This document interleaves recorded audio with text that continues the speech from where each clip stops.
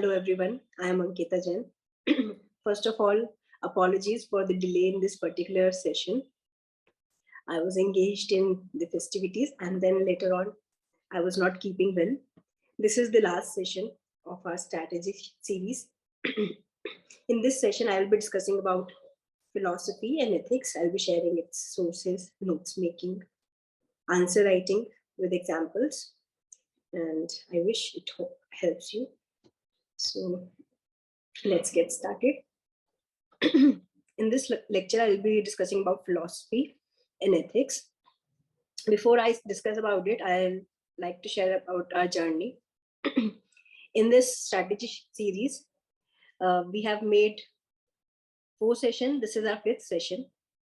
In the first session, we shared about the book list, the broad strategy, and how one should divide his time. In the second session, we discussed about the current affairs, how should we deal current affairs by keeping in view prelims and then mains and then interview. In the third session, I discussed about essay and interview. In this, I shared my own experience in the interview and also how I wrote my essays in this particular attempt. In this video, I shared the sources and how one should prepare notes for essay and interview, and examples also I discussed in this particular video. In session 4, I discussed about polity and economy, mainly polity and economy, but it applies to GS2 and GS3 also. Here I discussed about sources, notes making, and answer writing with examples. In this, I took examples from the 2020 question paper, and then I discussed how we can write its answer. Now we have come to the end. In this particular strategy session, I'll be discussing about philosophy, its sources, notes making, answer writing, and let's see if it's helpful to you or not. Before I start, I'll again want to tell you that practice is the key. Excellence is not a gift, but a skill that takes practice. So if you want to achieve, if you want to excel, you want to achieve success, then you should practice. Practice is the key for mains.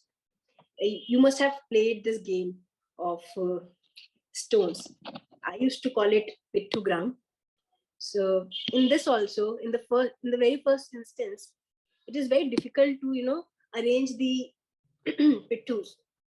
But later on, you get an idea of how the shape is, how they should be arranged, which one should be keep at the end and which one should be keep at the top. Similarly, when you practice a lot, when you go through a particular subject a lot of times, when you read about its questions a lot of time, you get to know what should be right in the introduction, what should be in the points, and what should be in the conclusion.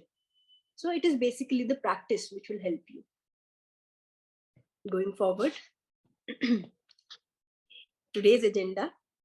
So we'll be discussing a broad strategy in philosophy, then how to make notes, and then sources, detailed strategy, and answer writing.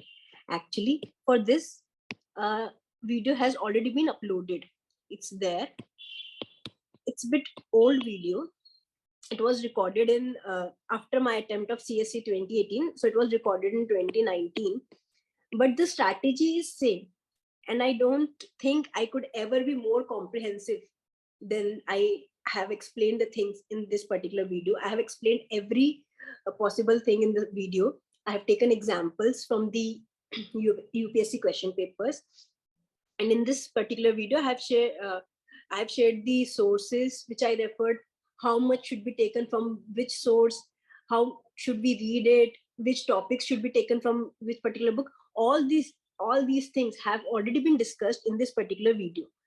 In the present video, I'll discuss the broad strategy which you should follow while taking the dealing with the philosophy. And also I'll share how we make notes for philosophy. I think this one was missing. I'll share it here. And talking about philosophy, I would like to mention that I'm from BTech background. My background is a computer science. I'm an engineer, but I have taken philosophy because I sometimes feel it is a very technical subjects. Paper 1 is mostly technical, and the things are built very logically. I give you an example. See the example of Descartes. He was a mathematician. He followed the his Cartesian method, where he doubted everything, and then he rejected everything which can be doubted, and then he came to the conclusion that soul must exist, because there should be some thinking being. Self must exist, because a doubting process means there is a doubter. So basically it is very logically linked. And this topic, this subject has helped me in ethics and also in essay. In ethics, I have taken a lot of material from socio-political philosophy. Actually, the approach is kind of similar. Here in ethics also, you talk about values, ideals. That is what we talk in socio-political philosophy. And then we try to link socio-political philosophy with the contemporary. This is similar to what we do in ethics. What should be there? That's ethics.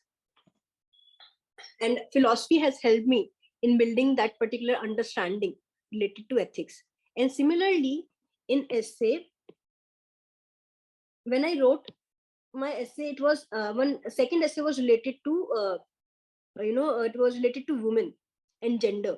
So in that I mentioned a couplet of Rumi, and I came across this couplet when I was reading one philosophical editorial in the newspaper. It was define me, narrow me.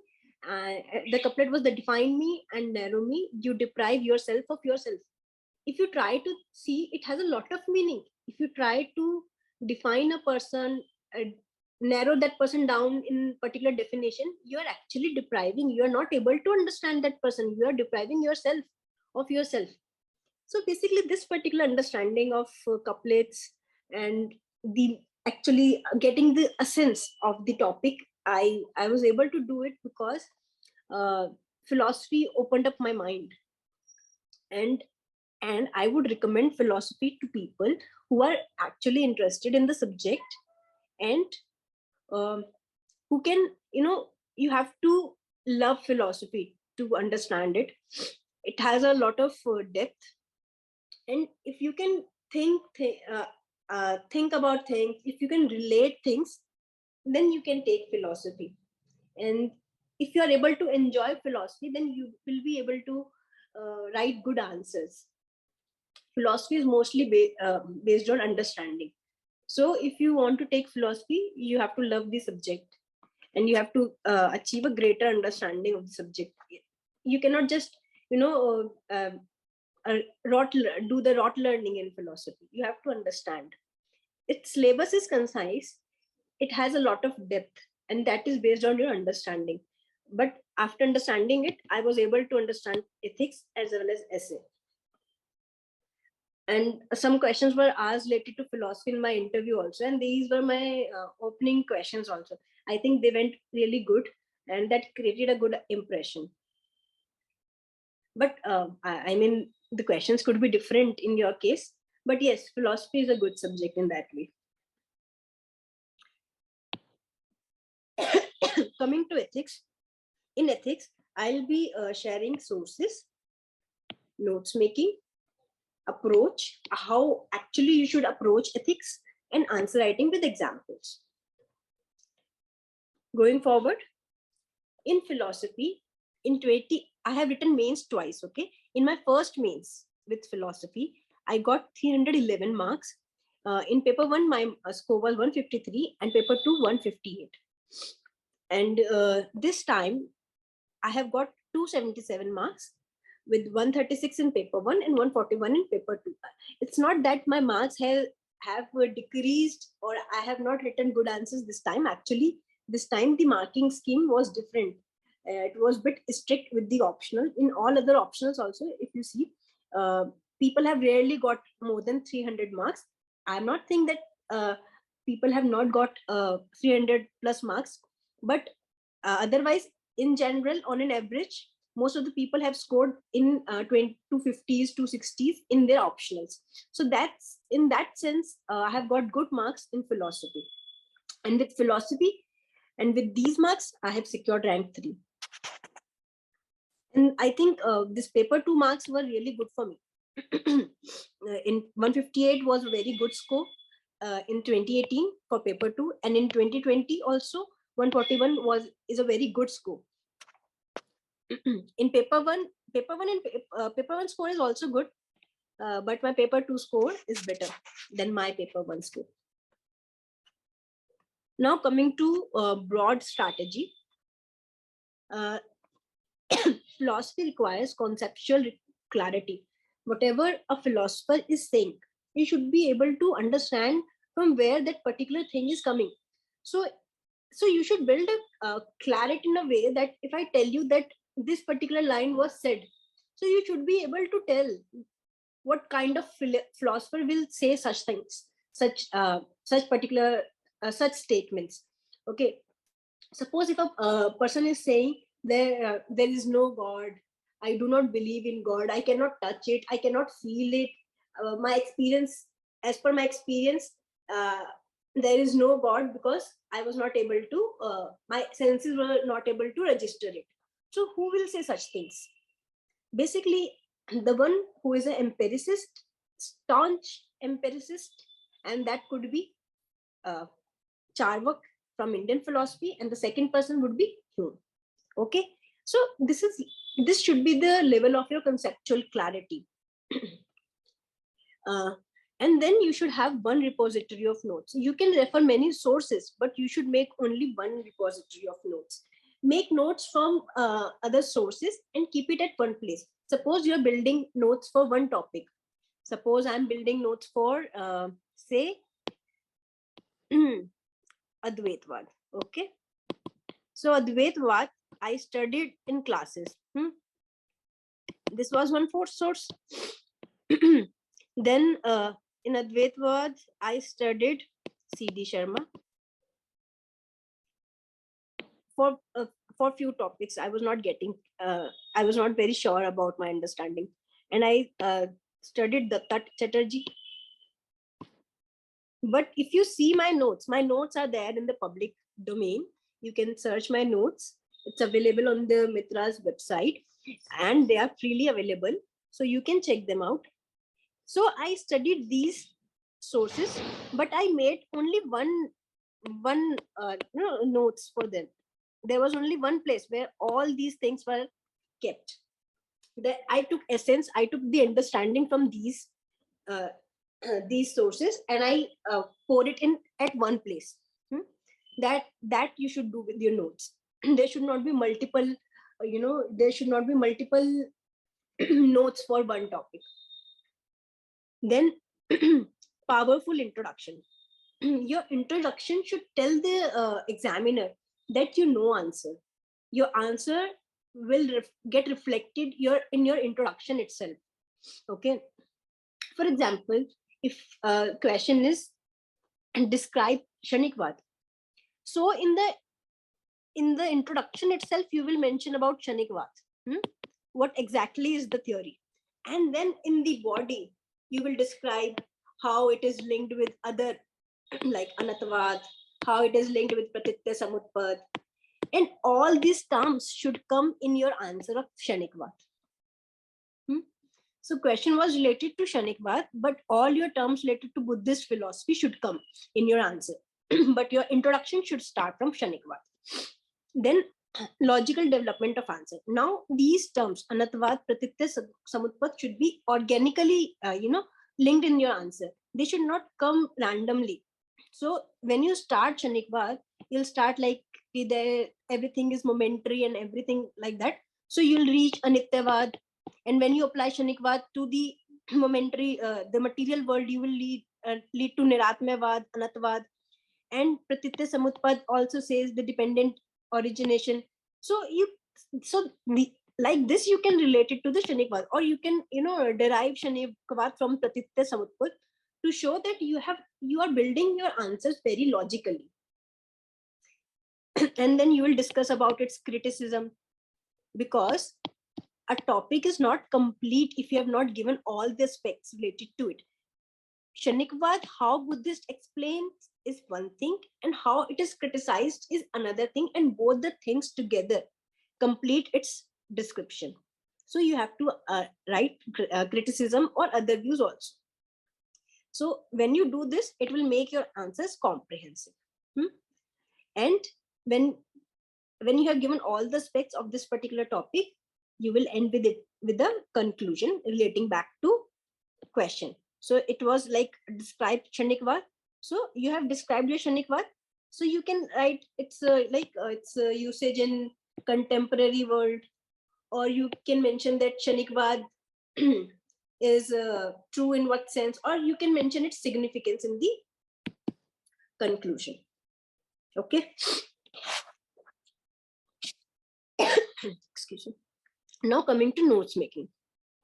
How I used to make notes, I used to this was my, I made only handwritten notes.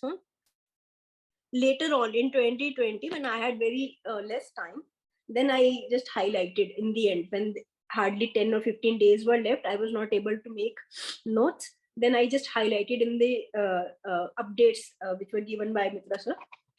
Otherwise, I made my notes mostly on hand. So during my classes, I used to go with the sheets, the A4 sheets, and then I used to divide the sheets into like this. This is 2/3 part, and this is 1/3 part. This I used to leave blank,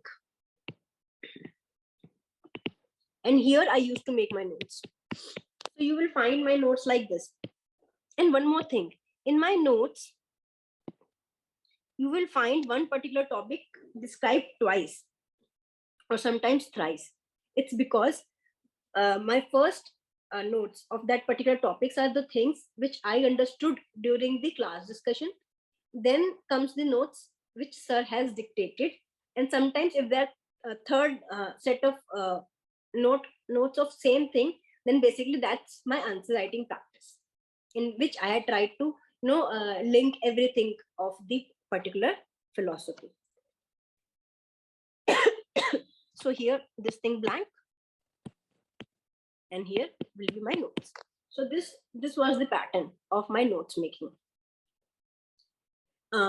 Later on, when I used to read something, and if I find something new, or if I find some term which was related to it, which is basically the same thing, but the term was not written in my notes, so then I used to write that thing here. So if you refer my notes, you will find that I have written a definition of epoche somewhere in Husserl's, in here in the side, blank side, because I felt that it was not there in my notes. So I googled the definition and I wrote in the blank portion. So that helps you update your notes. Okay, so this is how you can make your notes for philosophy. Coming to sources, this I have discussed extensively. Detailed strategy has already been discussed, and answer writing also has been discussed in the video. I would recommend you to search video either on Mitra Sir's platform or on YouTube. You can search on YouTube also, or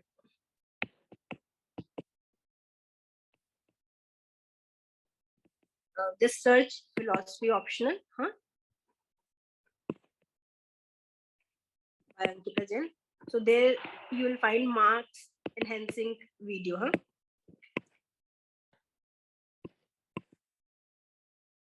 That is the video where the sources, strategy, and answer writing has been discussed in detail. My primary source was my classes, Mitra Sir's classes. Then there was booklets. Then there was reference books. Then toppers notes. So these three things, the last three things, I used very selectively. All these things I have discussed in this video. You just try to search this video if you want to have a broader understanding of philosophy. If you want me to help you more with philosophy, do watch this video. Now I'll be going to ethics, and I'll be explaining ethics in greater detail. In CSE 2018, in ethics, I scored around 101 or 3, I'm not sure. And in 2020, I scored 112 marks in ethics. So I discovered that in ethics, answer writing is a bit different from what we write in GS2 and GS3. In this attempt, my answer writing, like in my first attempt, my answer writing was more similar to GS2, GS3 answer writing. In the CSE 2020 attempt, I changed it a little bit according to the demand of the question. I'll discuss that. First, I'll discuss the sources. A primary source for ethics is your syllabus. So how I prepare notes for this ethics, I referred syllabus. So whatever terms were given in the syllabus, I made definitions. So for definitions, sometimes I googled a lot of material, and then I tried to build an understanding, what I'm able to understand through honesty. What is the meaning of honesty? What is the meaning of integrity for me? And then I used to write the definition in my own words for those terms. And then I tried to do a lot of searching for examples. Freedom struggle, some examples you can get from freedom struggle, from world history, from leaders. uh, just to give an example, uh, hitler Hitler was an example in my one of my answer. I'll discuss it if that question is there in the sample in the examples during the answer writing. I'll discuss that. Similarly, world history examples were, uh, for example, the World War.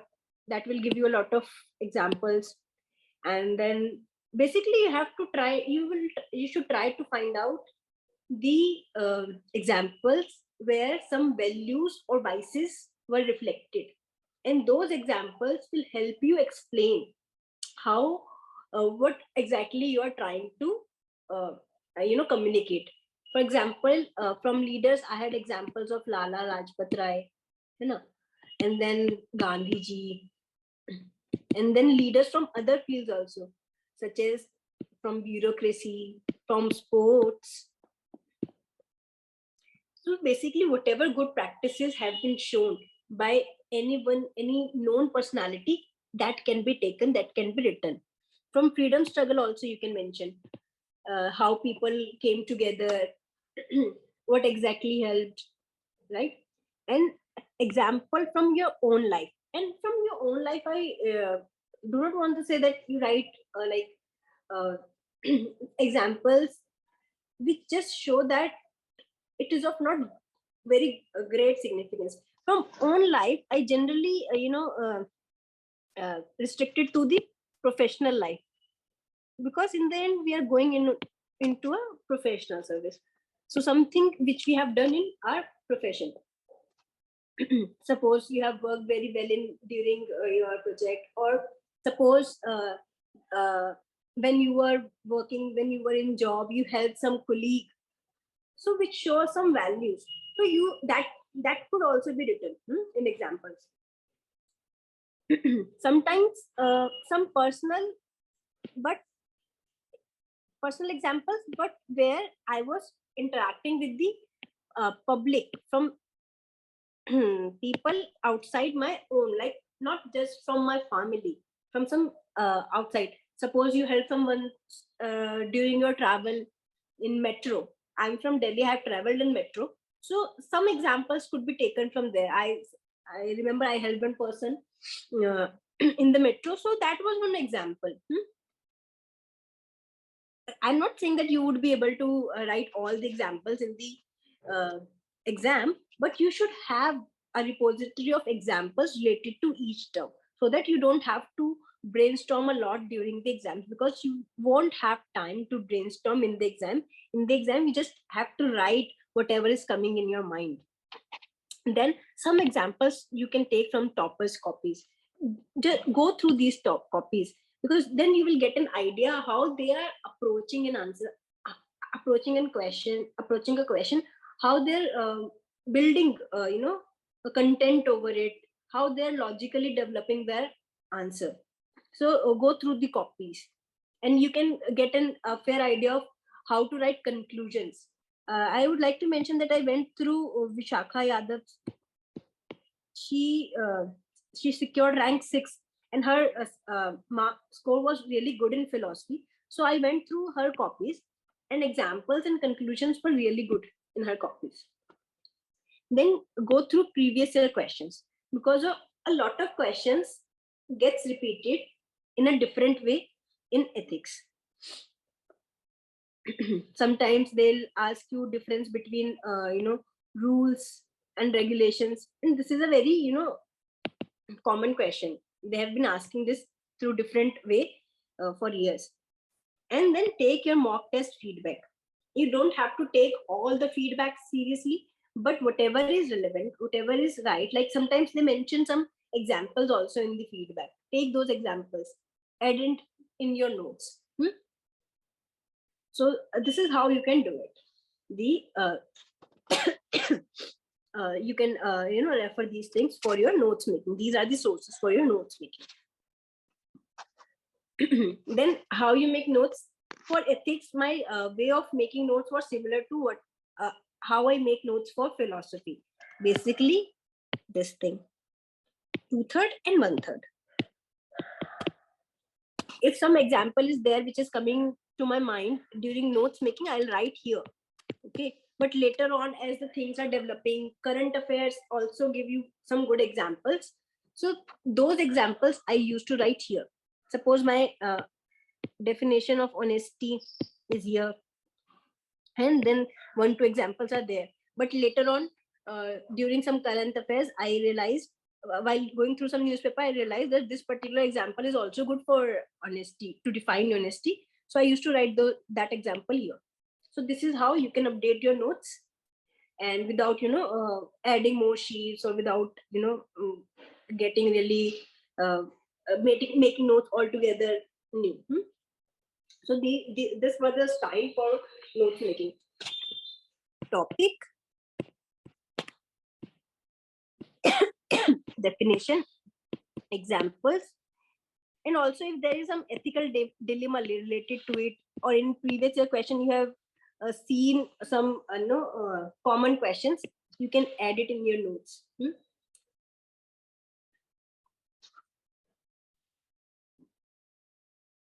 How one should approach ethics answers. First, you try to understand the question. What exactly is the essence? From which part of the syllabus this question is being asked?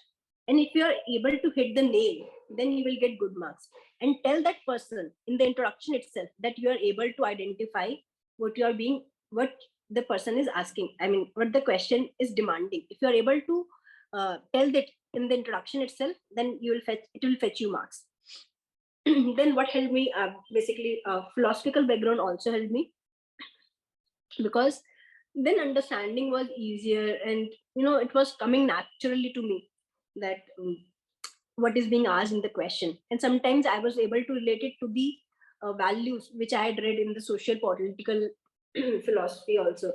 Sometimes, for example, I feel that human dignity is the most important value. It should be respected, and every other value is driven from it. Because, for example, why do we need justice? Why should there be justice at all? Because we are respecting human dignity of each human. So human dignity, that value that human holds, or because of being human, is the supreme. So that's how I feel that philosophical background has helped me. I was able to relate a lot of values with the one particular value because of this. Similarly, liberty. Why should we have liberty? Why should one feel that everyone should be equal? Why there should be equality? So all these things, all this brainstorming was already done during my philosophical studies.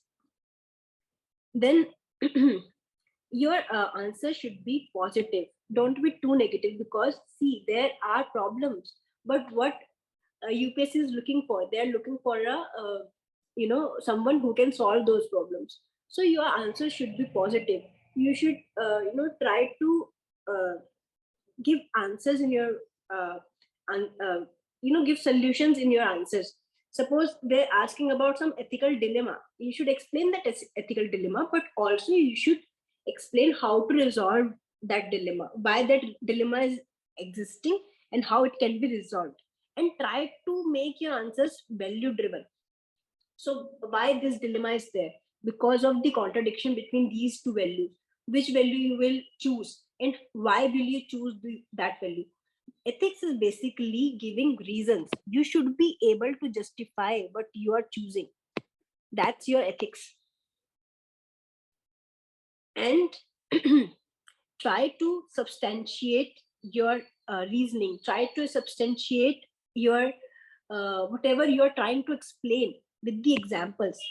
Suppose I'm saying that this particular value is good. Suppose taking responsibility of whatever decision you have taken, it is a good value, it should be respected. How and why? So you will justify why, and you can give example of uh, Lala Lajpat Rai.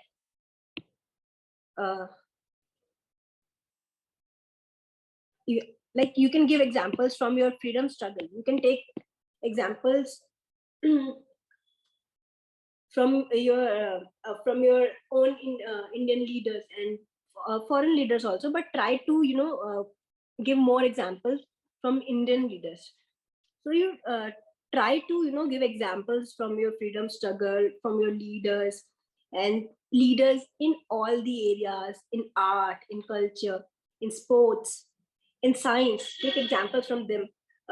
The Agni lady and the Agni Purush of from science, Dr. APJ Abdul Kalam, uh, Dr. Tessie Thomas. You can give these examples, and of course our leaders, Lal Bahadur Shastri.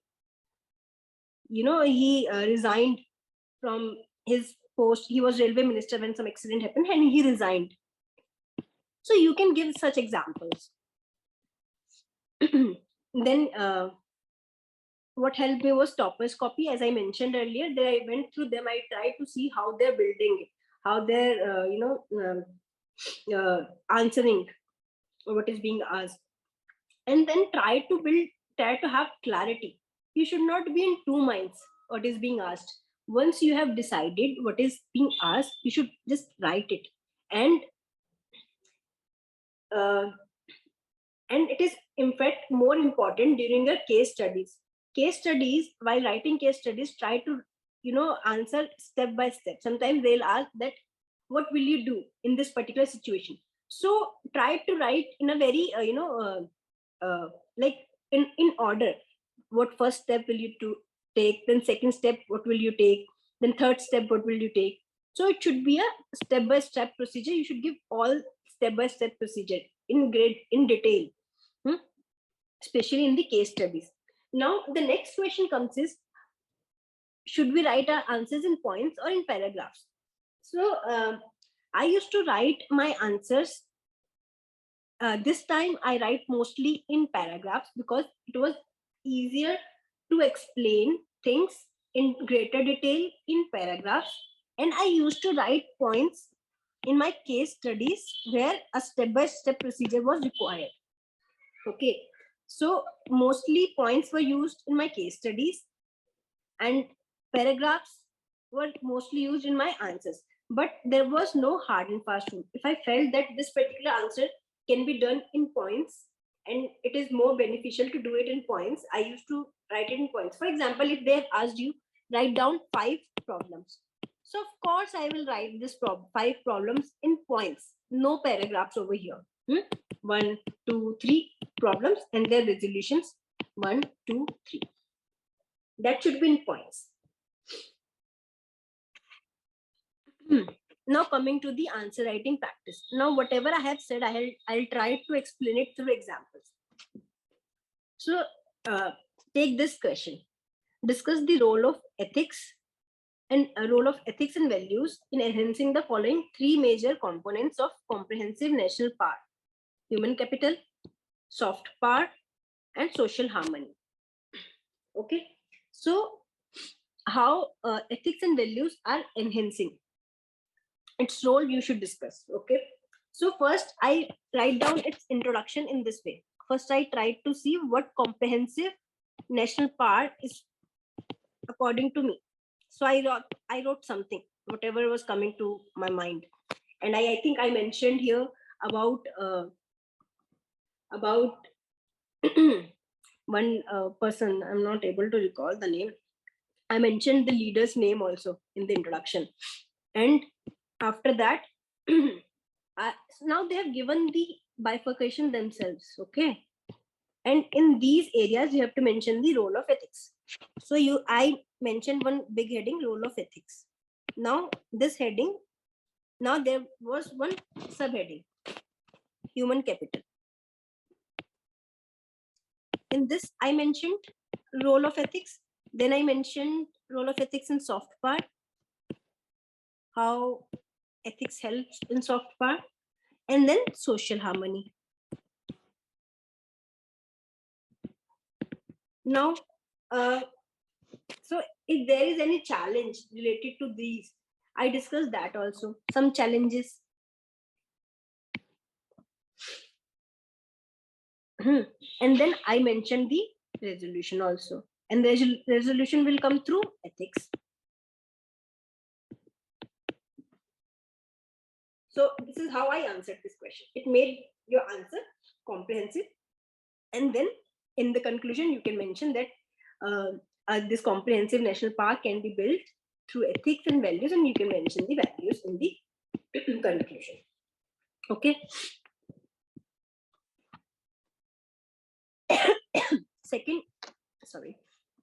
Second example is condemn none.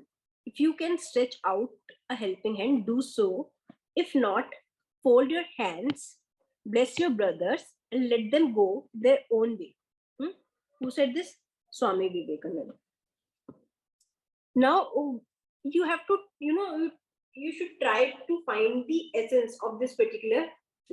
You should not be, try to create hurdles in someone's way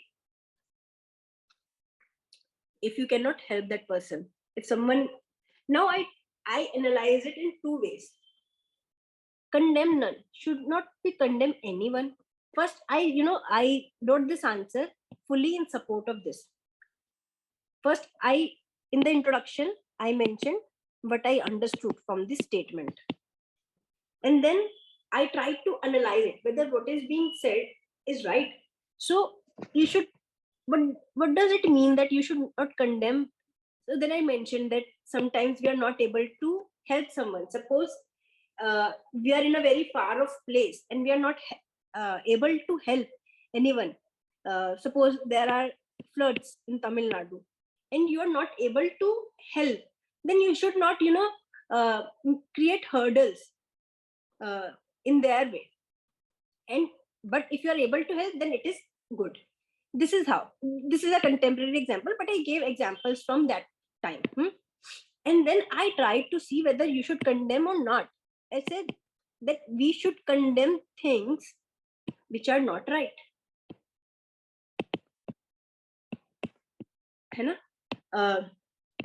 So, but was Swami Vivekananda wrong? No. Then I explained that Swami Vivekananda said this in this particular context. So basically, I tried to analyze this thing in parts: when we should condemn, when we should not condemn, and when how we can help when we are not able to stretch a helping hand. Really, this is how we can analyze things. And this particular question should be answered through examples only. Then only you will be able to make someone understand. You will be able to justify this statement only through the examples. Or if you are able to show some values here, then when you are able to stretch a helping hand, which values you are supporting. When you are able to not stretch a helping hand, but you are able to bless and let them go, then which values you are able to express, then it will make your answer very comprehensive and logical and very enriching also. Now coming to examples from case study. So there were like two types of questions in case study. They will give sections, and in some questions they will not give any section. So here answering is basically very directed. You can answer first part, and then you can answer fifth next part. So in this, how I used to answer is, I used to first give some introduction. In introduction, I used to mention some value which is at stake, or some gist of the question, what I'm able to understand from the question, or sometimes some stakeholders, so that it will give some clarity in my mind that who all are involved in the in this particular case, and who am I. While giving stakeholders, do mention who you are, like you are giving stakeholders. So if you are chairman of BML, then I would mention it as I as chairman of BML, and then all the stakeholders. So there are 2-3 types of giving your introduction, and if you are able to express some value in the introduction, it will give you good impression. It will give your good impression. Then you will answer part 1. As an arms exporter of a responsible nation like India, what are the ethical issues involved in arms trade? So there are a number of ethical issues they are asking. So I answered it in point plus para form. So I used to write down one ethical issue, and then I used to explain it, and then second ethical issue, and explain it. What could be the ethical issue in this particular case? So if you are a responsible arms exporter, you should see that your arms are not exported to a irresponsible nation. Next ethical issue, there should be a very secure channel. How you will ensure it, and the security of India should not get compromised because of it. So there are a number of ethical issues, and you will explain it. And you can give examples, like for example, there could be arms smuggling, and you have to check those issues. Those channels should not get used during this, and you should open your mind in all directions. All possible problems you can write over here. And then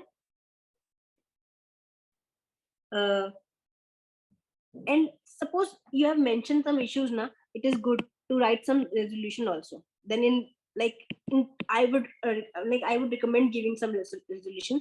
So after giving the ethical issues, I used to write some resolution in 2-3 lines. I used to dedicate, since it is not the primary demand of the question, but I used to write the resolution in 2-3 lines. Then list 5 ethical factors that would influence the decision to sell. This is similar to the issues you have listed. What are the 5 ethical factors? The country, intention of the country, whether it is for attacking some other country, attacking own people, like they could be using it for creating terror among their own citizens to rule them, and whether these usage, whether they will be used against your own country, like this. And whatever you are exporting to a foreign government, whether you have given the similar material to your own government, whether the things are being kept confidential, there should be no leakage of information. Like these 5 ethical factors you can mention. The confidentiality is a very important ethical factor. And while writing those ethical factors, you should write it in order. First ethical factor should be the most important concern. In my case, I wrote intention. Intention was my first most important factor. Then answer writing with examples. Number 4. So in this particular case study, see, it is a very small case study, and also here are no section, no separate questions are given. So you are appointed as a district collector of this particular area and identify the ethical issues. First question, ethical issues. Specific steps you will initiate to ameliorate the conditions of minor girls, and then to improve the overall economic scenario in the district. Now, if you see this question, by reading this question, you'll get that there are a lot of problems. Extreme backwardness in the very first line. Agriculture is the primary subsistence, which means there are no other economical activities. So development is stagnant in this area. There is insignificant, which is written, even the targeted welfare program inadequately benefited. This needs to be checked why this is happening, whether there is leakages in the program, whether the policy needs to be changed, whether it is not well targeted. In this restrictive scenario, the youth has begun to migration is a problem. Then plight of minor girls is that their parents are persuaded by labor to send them to work in BT cotton farms of a nearby state. The soft fingers were the inadequate living and working conditions, health issues, NGOs have compromised. Okay, so there are a number of issues which are mentioned, which is the most most important ethical issue that should be answered, should be the most disturbing. For me, the most disturbing were the poverty and the hardships of the minor girls. First of all, they are girls and who are already underprivileged, and then they are being sent to another state, and they have health issues, working conditions are not good. So, and plus, if there is poverty is the cause of many other problems. So basically, when you're mentioning your ethical issues, you should mention it in order. First this issue, second this issue, third issue, fourth issue, fifth issue.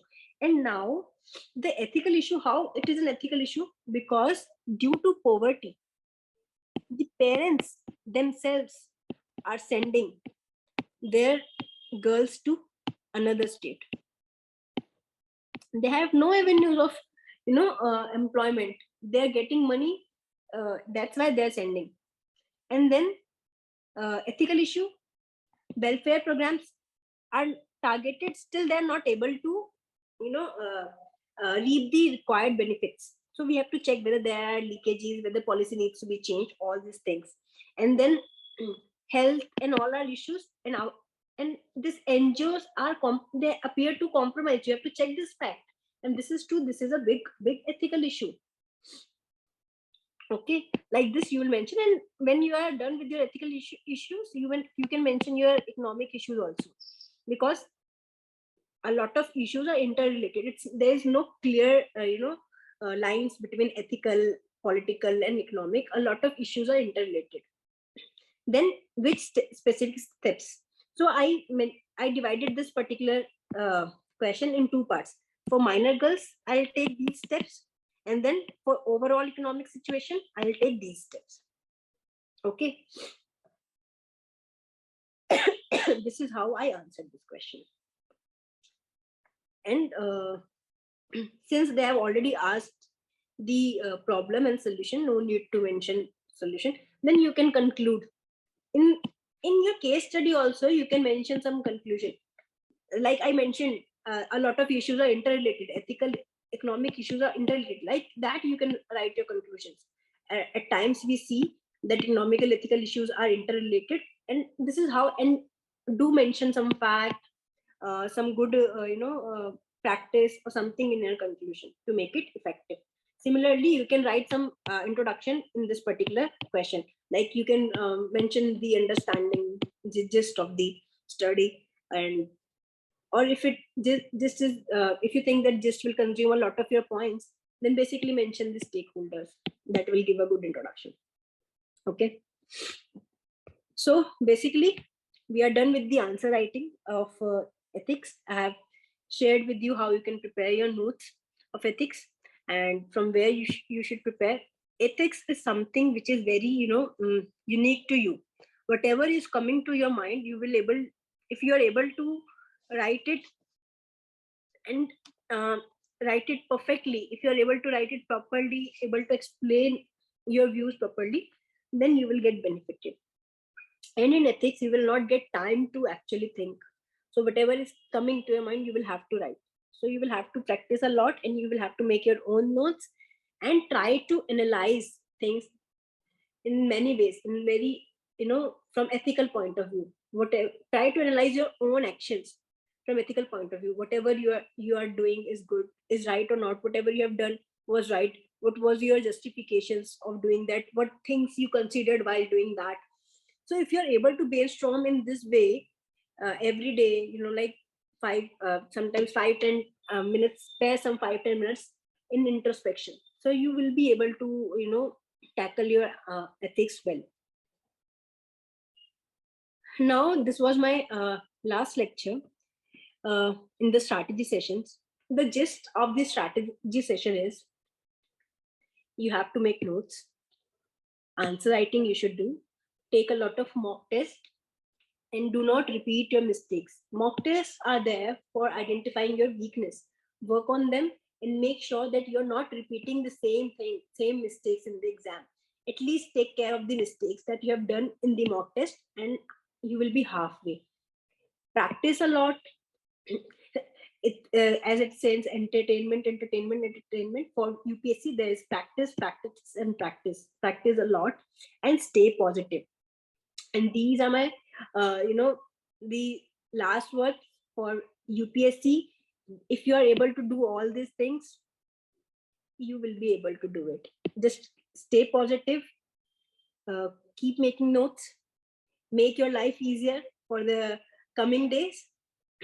I used to make notes for the last 10 days, just last 10 days before the exam, so that I'm not panicked. I have stuff to read, and so that I can revise my things 2-3 times just before the exams. So that is how you make your life easier. Try to make your life easier by sweating right now. Struggle is thing, but you can do it. Stay positive. Thank you for your patient hearing. Hope you do well in the exam. Get in touch, go through the videos. I have shared 5 videos for GS, and one video separately is dedicated to philosophy. So basically there are 6 videos. Go through them. If you still have some doubts, do let me know, and wish you all the very best. Take care of your health. Thank you.